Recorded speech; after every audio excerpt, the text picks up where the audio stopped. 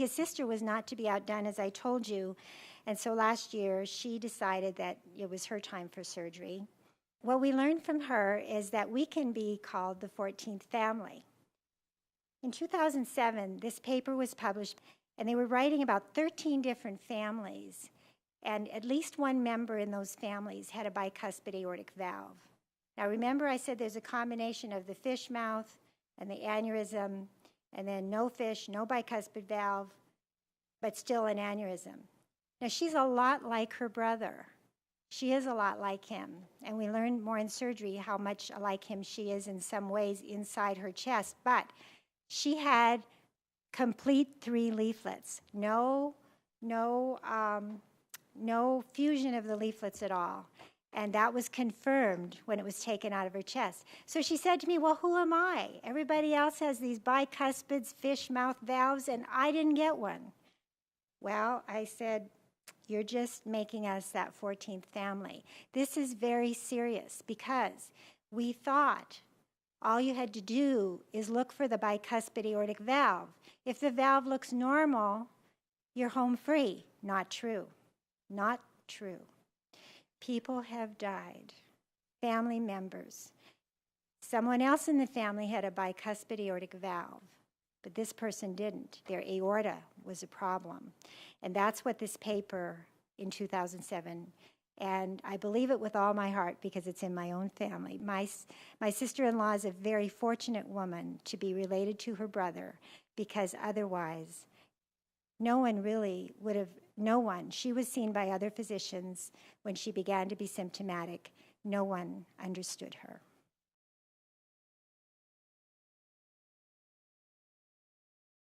All right, this family business just won't stop, so now we have to go to 2010.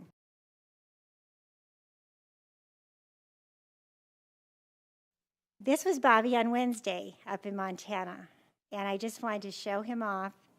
You know, he planned it out. He wanted surgery early in the year so he could recover over the summer, and then in the wintertime he cross-country skis. Right now he's biking 6 to 10 miles a day. He had surgery the middle of May, and he's all geared up for cross-country skiing. And he also wanted to show off that beautiful blue Montana sky. Maybe I should just say it now. Bobby isn't our blood relative, although we consider him our brother. None of us knew that as a child he had been told he had a heart murmur. Well, Bobby was allowed to play sports, and he was the best athlete in his high school class, and he went all these years, and then he started to get a little symptomatic.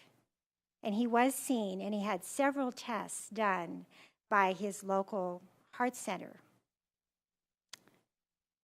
So you tell me, why was I the first person to tell Bobby that he had an aneurysm of his ascending aorta? Why? He had been counseled that he had a bicuspid aortic valve. He had been warned that he might be at risk of heart attack because they thought there was clogging in one of his coronary arteries. And he had some fast heartbeats that came and went.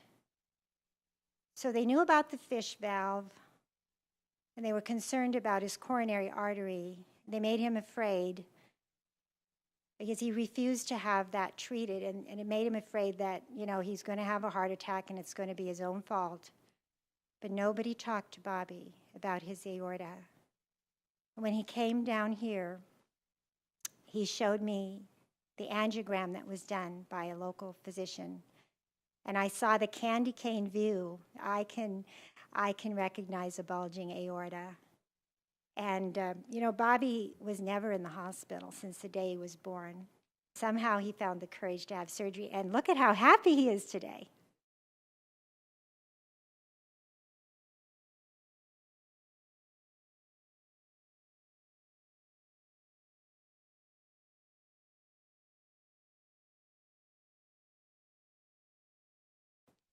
One more thing. I haven't gotten to the berries yet. We've been talking about candy canes and fish, but we have not gotten to the berries. Someone that's as dear to me as if she were my sister. This is how I met Marmalade. In 2002, my husband was, his aneurysm was repaired, but I decided I would never let go of knowing what was happening. I always want to know. I always want to be informed. So I came across this forum, and there was a woman.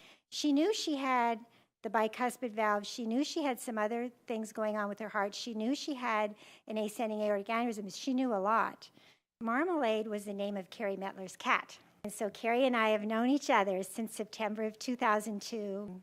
One thing, though, I do want to warn you, if you're going to be hanging out with these folks that have these fish and candy canes, you're going to have to be a little sturdy, because what Carrie has done is taken us into the world of brain aneurysms. And those are the berries.